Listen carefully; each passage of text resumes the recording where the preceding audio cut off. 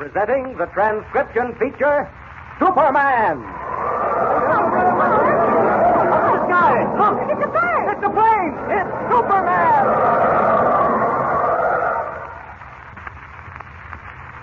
And now, Superman, strange visitor from the planet Krypton, who came to Earth possessed of physical powers far beyond those of ordinary humans, and who fights a never-ending battle against crime and oppression, disguised as Clark Kent, mild-mannered reporter for a great metropolitan newspaper. As you remember, Lois Lane and Kent, assigned to cover the arrival of a specially built armored car bearing $5 million in gold, ran into a baffling mystery when it was discovered that the car had disappeared, apparently vanished into thin air before it reached Metropolis. When Kent, playing a hunch, discovered that a bank employee had engineered the scheme with a character known only as the boss, a plot was laid to get rid of Clark and Lois. The boss arranged for something to happen to the two reporters within 10 seconds after they left the restaurant in which he learned they were eating.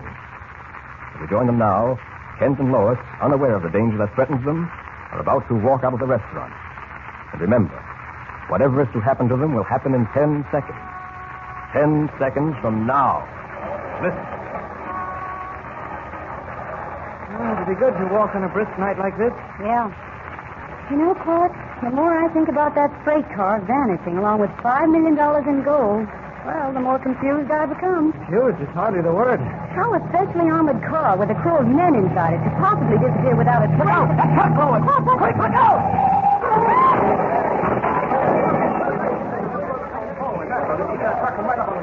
You all right, Lois? Oh, thank goodness, Clark. Gee, you pulled me out of the way just in time. Oh, another second, it would have been curtains. All right, get back. What's happened here? This truck crashed in off the street, officer. It almost killed this young lady and myself. Oh, it did, eh? Ruined the front of this restaurant, too. Hey, you! You're the driver of this truck? Yeah, that's right, officer. I can explain all this if you'll just give me a chance. Go ahead, I'm waiting. Well, I think the steering shaft broke. Oh? I turned the wheel to go around this corner and nothing happened. Next thing I knew, I was heading out of the sidewalk, and there was nothing I could do. See. I stopped you from putting on your brakes. Well, I suppose I could have done that, but I was so excited, I guess I just didn't think. I'll say you didn't.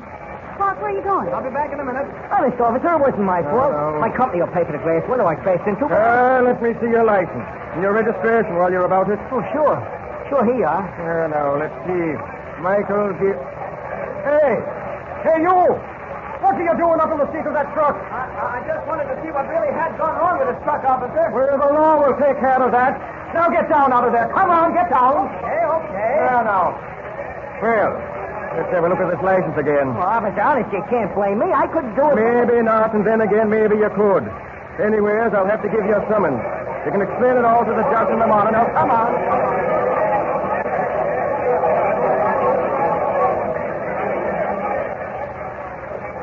Come on, Lois. Let's get out of here. I don't want to be held as a witness. Gracious, Clark. You're stronger than I thought you were. Huh? When you pulled me out of the way of that truck, your grip felt like steel. Oh, you just imagine that in the excitement of the moment. I guess you're right. Heavens, we're lucky to come out of this accident alive. That was no accident, Lois. What? I got up into the seat of that truck to find out whether or not that steering gear actually was broken. It wasn't. You mean the steering gear was all right? Of course it was. I've never yet heard of the steering gear of a truck breaking without being subjected to some unusual strain. They don't make them that way. Then that was an attempt on our lives. Exactly. Now I know why our friend Fortune, Secretary to Van Doren of the Metropolis National Bank, was following us tonight. Fortune was following us? Yes, I didn't say anything because I didn't want to upset you. Fortune must have been keeping an eye on us, Lois. The minute we entered Sorrento's restaurant, he relayed word of our presence there to someone else. Yes, but who? Now, that I can't tell yet. When we do find out who it was, we'll have the solution to this whole mystery. But, Clark, why didn't you tell that cop back there that the steering wheel was all right? Why didn't you have the truck driver arrested? Oh, it wouldn't have done any good. The truck driver is merely a tool, and I don't think he'd talk. Now, Fortune... What about Fortune? Well, Fortune is our answer to this entire problem, Lois. I think you'll agree that he must be mixed up in this mess somewhere. There's no doubt of it. All right, then. The thing to do is get hold of Fortune and force him to talk. He can lead us to the real head, the real brain behind this mystery. Why, I'll bet anything that once we get Fortune to talk, we'll find the answers to how that freight car disappeared, where it disappeared, and where the $5 million is now located. Sounds reasonable enough. Now, how do we get hold of Fortune? Well, only through the bank, I'm afraid. And that's closed now. We'll have to wait till tomorrow morning. And then what? Then we'll pay a call on Mr. Van Doren, president of the bank, explain to him our suspicions about Fortune, and then put Fortune on the pan. And you think you can make Mr. Fortune talk? No, but I imagine Mr. Van Doren can.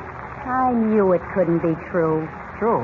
What are you talking about, Lois? I thought for a moment you were beginning to develop some backbone. Sorry, my mistake.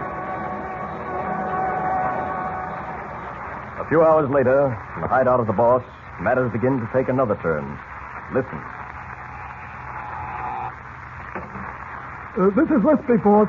Can you hear me? Yes, Lisby. Did you get the truck driver? Yes, I got him all right. The boys have him outside. Tell them to bring him in. Okay. Bring him in, boys. Honest, it wasn't my fault. I did my best, but that guy Clark Kent saw me coming. Shut up. All right, boss. You who drove the truck. Your name is Michael, is it not? Yeah, that's right, boss. Honest, it wasn't my fault, boss. Lisby here told me exactly what you wanted done, and I did. Please. You must forgive me, Michael, but I am not interested in excuses. The men who work for me must be thoroughly efficient. When I give an order, I must be able to feel that order will be carried out to the letter. I can no longer depend on you, Michael, and so we must leave our happy little family. You mean you're firing me? Yes, Michael, you're fired. I know what that means. It don't just mean I can walk through that door and then I'm through it. It means when I leave here, your men will follow me. Lisby and a crumb and them other guys, and when I get far enough away from here, they'll... The man babbles. Take him away. You can't do this to me, do you hear? It ain't gonna happen to me what happened to them other guys you fired. Come on, pal. They fired them guys with a bullet through their head. It's all right, boss.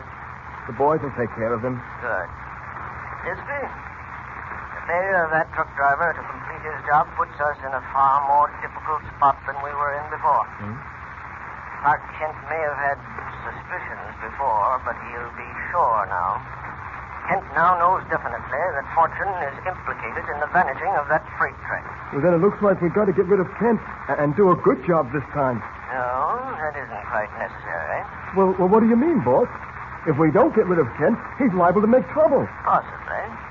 However, there's one other way of accomplishing our design, and it's this. Suppose instead of getting rid of Kent, we simply... Mr. Van Doren will see you in a moment. Oh, thank you, sir. Well, the more I think of it, the more I wonder if we're doing the right thing. What do you mean, Lois? Well, I'm beginning to wonder if we're right about Mr. Fortune. Somehow he doesn't seem like the sort of person who... Lois, I don't suspect Fortune only because I know he was following us last night. There's that business of the emerald I found, the emerald he dropped from his ring. Well, what's wrong with that? No one's likely to lose the stone out of a ring, and there's nothing unusual when you're picking it up in the railroad terminal. Or did you pick it up in the terminal? Better come clean, Mr. Kent. Where did you find that emerald? Well, to be frank about it, Lois, I found it lying near the railroad tracks between here and Bolton, about 5 miles out of town. 5 miles out of town? Uh-huh. What were you doing out there, and how'd you get out there? I borrowed a hand car. You know, one of those cars workmen use to inspect the tracks. You sure of that? Of course I'm sure. Why?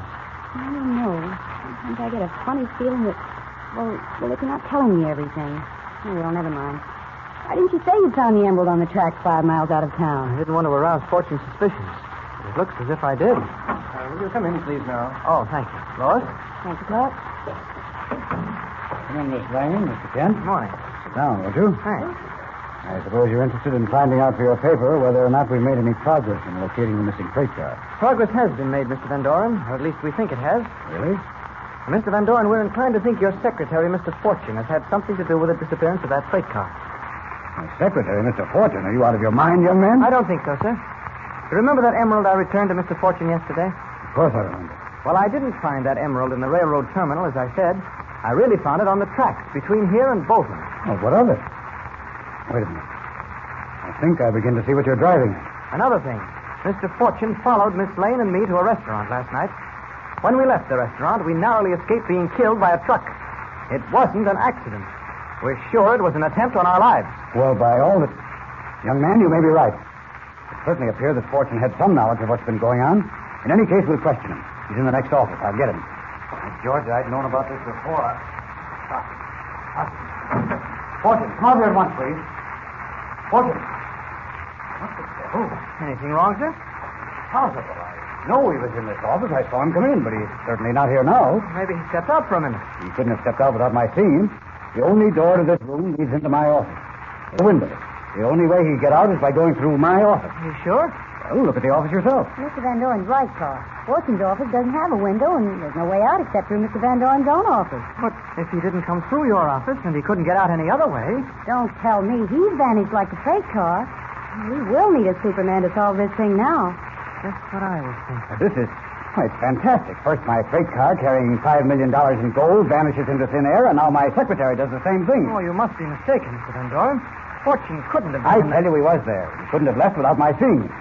Did you leave your office any time? I haven't left this office once. Well, then I certainly don't see... Who? Oh, it's you, Miss Bailey. Well, what do you want? Bailey, what's happened? Why do you look at me so strange? Catch her, somebody. She's going to faint. I got her. She's fainted, all right. Well, things certainly are beginning to happen around here. Yes, they certainly are. What is the solution to the strange disappearance of Mr. Fortune? How could he possibly have gotten out of that room without Van Doren seeing him? And what about the vanished freight car? Have you solved that mystery? And say, what could have happened to make Miss Bailey faint just as she reached Van Doren's office? Be sure to listen to the next episode of the Thrill Pack story with Superman.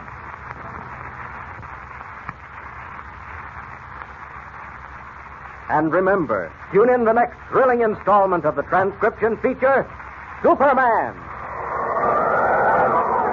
Up in the sky. Look! It's a bird! It's a plane! It's Superman!